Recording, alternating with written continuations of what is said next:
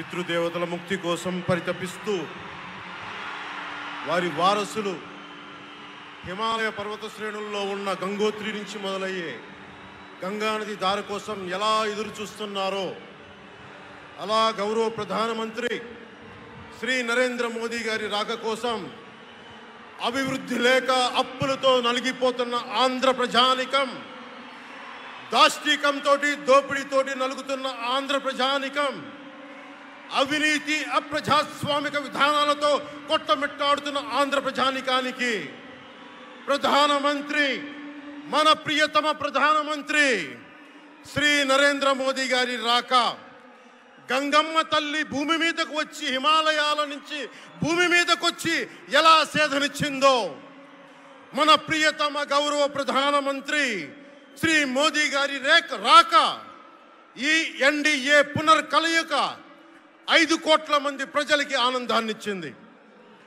దేశ ప్రజల ఆశీస్సులతో ముచ్చటగా 3వ ప్రధానమంత్రి అవ్వబోతూ హ్యాట్రిక్ కొట్టబోతున్న శ్రీ మోదీ గారికి ఆంధ్ర రాజ్య ప్రజల తరపు నుంచి ఎన్డీఏ కూటమిలో భాగస్వామ్యమైన 3 పార్టీలు భారతీయ జనతా పార్టీ, తెలుగుదేశం, జనసేన తరపు నుంచి శ్రీ నరేంద్ర మోదీ గారికి ఘన స్వాగతం పలుకుతూ హృదయపూర్వక నమస్కారాలు తెలియజేస్తున్నాను.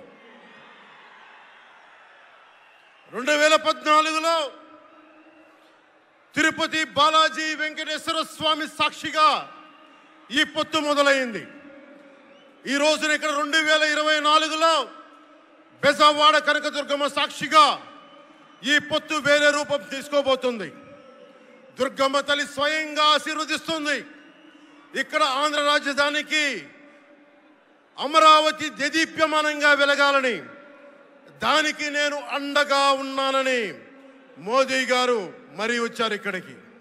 ఒక్కసారి మన కోసం వచ్చిన మోదీ గారికి, మన కష్టాలకు భుజం కాయడానికి వచ్చిన మోదీ గారికి, 5 కోట్ల మంది ప్రజల కోసం నేను ఉన్నానని చెప్పి వచ్చిన మోదీ గారికి ఒక్కసారి బలంగా కరతాళ ధ్వనులతో ఘన స్వాగతం పలుకుదాం.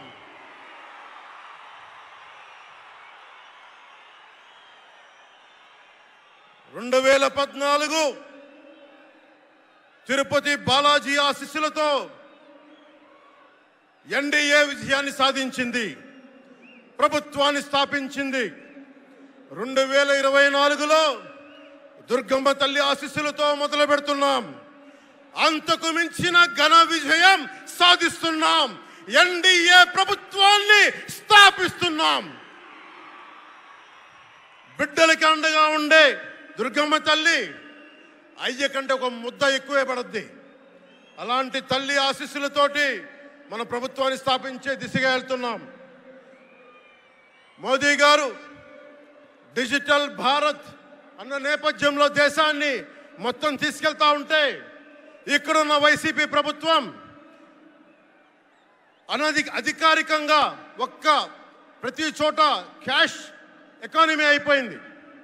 దేశాన్ని డిజిటలైజ్ చేద్దాం, కరప్షన్ తగ్గిద్దాం, బ్లాక్ మనీని తగ్గిద్దామంటే ఆంధ్ర రాష్ట్రంలో మటుకు బ్లాక్ మనీ ఎక్కువైపోయింది. ఉదాహరణకి సారా తీసుకుంటే, ఏరక్ వ్యాపారమే తీసుకుంటే, సంపూర్ణ మద్యపాన నిషేధం అని చెప్పి వచ్చిన వ్యక్తి ఈ రోజున మద్యాన్ని సారా ముఖ్యమంత్రి కాదు, అతను ఒక సారా వ్యాపారి. అతను ఈ రోజున 1,13,580 కోట్ల రూపాయలు 5 సంవత్సరాల్లో అఫీషియల్గా అన్అఫీషియల్గా సేల్స్ సాధి పెట్టారు. కానీ దాన్ని అండర్ రిపోర్ట్ చేస్తూ 84,050 కోట్ల మటుకు చూపించారని చెప్తా ఉన్నారు. ఈ రోజున కేంద్ర ప్రభుత్వానికి కానీ భారతదేశపు ఎక్స్చెక్కర్కి కానీ 10,000 కోట్ల రూపాయల జిఎస్టీ ఎవేషన్ జరిగింది. అలాగే ఇసుక దోపిడీ, జేపీ వెంచర్స్ పేరు మీద ఆ బినామీలు ఎవరో తెలుసు, ఆ 5 మంది. पवन जरा पुलिस के लोग उनको नीचे उतारिए उनको।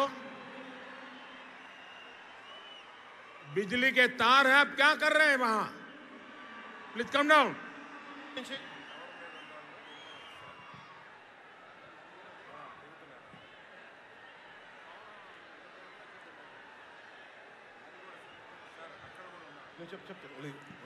आपकी जिंदगी हमारे लिए बहुत कीमती है। प्लीज नीचे आइए। आप मीडिया वालों ने आपकी फोटो ले ली है, आप नीचे आइए।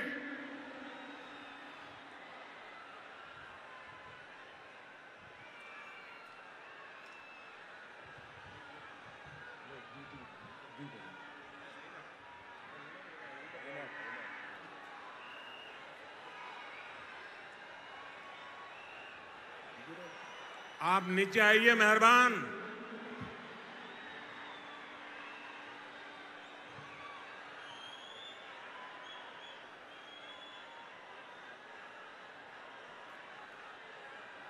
यहां जो पुलिस के लोग होंगे, इन सभी टावर पे जरा केयर करें। इसमें बिजली के तार हैं, अगर कुछ गलत हो गया तो हमारे लिए बहुत पीड़ादायक होगा।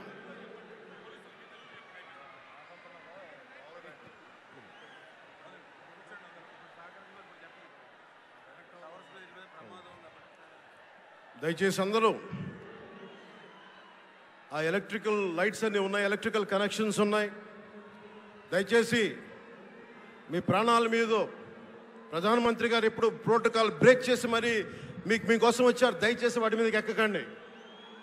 సభ సజావుగా జరగాలి, మీరు క్షేమంగా ఇంటికి వెళ్ళాలని ప్రధానమంత్రి మోదీ గారు కోరుకుంటూ మరి సభ కంటే ముందు వచ్చారు. ఆయన మాట్లాడగల సమయం కంటే కూడా ముందు వచ్చారు మీకోసం. దయచేసి బాబు మీరు కూడా దిగిపోయింది అక్కడి నుంచి, ఆ టవర్ నుంచి దిగిపోమ్మా. నువ్వు కూడా దిగిపో, ఆరెంజ్ చొక్కా దిగిపో, దిగిపో దిగిపో, దిగాలి దిగాలి. దయచేసి కింద ఉన్న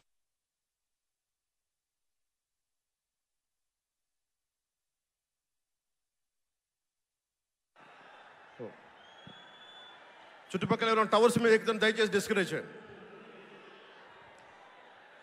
జేపీ వెంచర్స్ పేరు మీద జగన్ బినామీలు దాదాపు 40,000 కోట్ల స్కామ్ ఇసుక దోచేశారు. అందరూ అడిగిన వాళ్ళని, కిషన్ అనే రిపోర్టర్ని చిత్తూరులో చంపేశారు.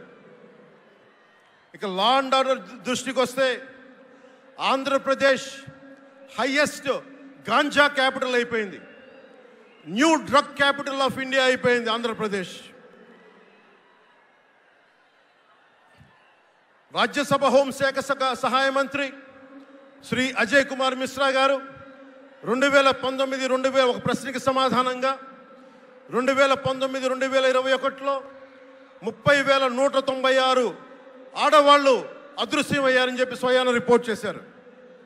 7,918 మంది 18 ఏళ్ల లోపు యువతులు, 22,278 మంది 18 ఏళ్ల దాటిన యువతులు.